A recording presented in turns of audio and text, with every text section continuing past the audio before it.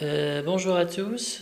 Je souhaiterais aujourd'hui vous parler d'un manuel pratique intitulé Al-Mutqan dans l'art de la traduction, Al-Mutqan fi fan al-Tarjama, qui vous donne une référence vraiment utile et très profitable en ce qui concerne la traduction des textes français, arabes ou vice-versa.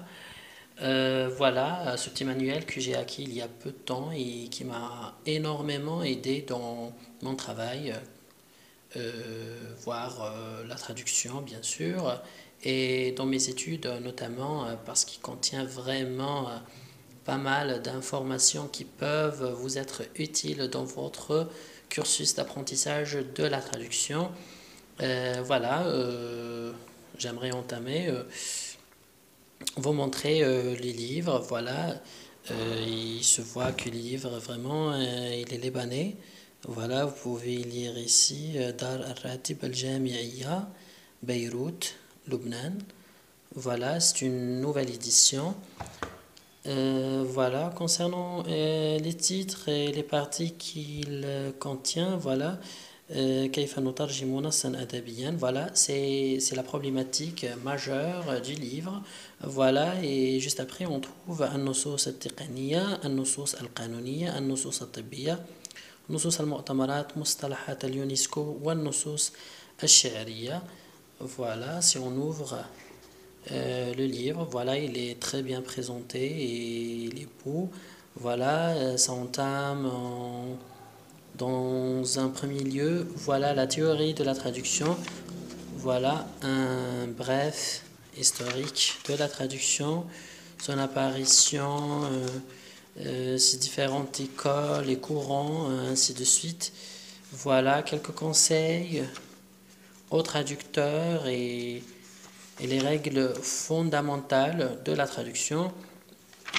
Voilà, pour passer ensuite à quelques vraiment questions substantielles dans la traduction comme celle-ci, نواحي جمالية العلاقة بين الشكل والمعنى. Les questions vraiment que tout traducteur pose en exécutant, en effectuant bien entendu son opération traduisante. Voilà, pour ici on trouve مراحل الترجمة. Voilà, le manuel vous donne les différentes étapes que le traducteur professionnel entreprend afin d'achever sa bonne traduction. أنواع النصوص, ici on trouve vraiment voilà une explication. Voilà, juste ici on trouve voilà la définition de la traduction selon les différents dictionnaires. Et juste après, voilà, on entame juste le premier type des textes. Voilà, celui qui présente vraiment le cauchemar dans la traduction. Voilà, النصوص القانونية, les textes juridiques, تحدي وصعوبات, défis et difficultés. Voilà, ils vous donnent ici, voilà, quelques informations, quelques difficultés, quelques principales méthodes que le traducteur doit utiliser en traduisant ce genre de texte, pour passer ensuite aux textes médicaux. Voilà, نصوص الطبية. Voilà, نصوص المؤتمرات, voilà les textes de conférence. Voilà, pour passer dans sa deuxième partie ou bien son deuxième chapitre à la pratique. Ici, voilà, tout au long du reste du livre, il vous donne, des exemplaires de traduction de l'arabe vers le français et de français vers l'arabe. Voilà, des textes traduits afin que vous arrivez à les comparer les uns aux autres. Voilà. Et finalement, ce que j'aime le plus dans le livre, voilà, c'est bien cette partie. Voilà, cette partie qui vous donne pas uniquement les techniques de la traduction, mais vraiment le bon côté académique et théorique de la traduction.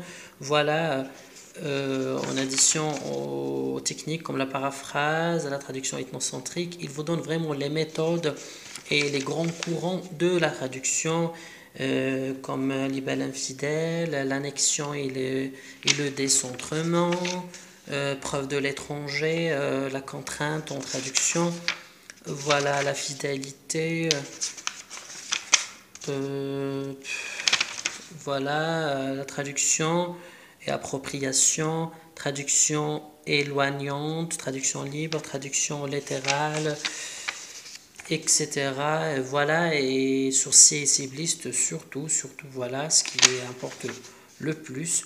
Et voilà, comme j'ai pu avoir beaucoup de bénéfices de ce dernier livre que je viens de vous montrer, voilà, je vous le conseille énormément parce que ça va aider tellement dans votre vie professionnelle en tant que traducteur ou bien dans votre vie d'étudiant en tant qu'apprenti encore en traduction.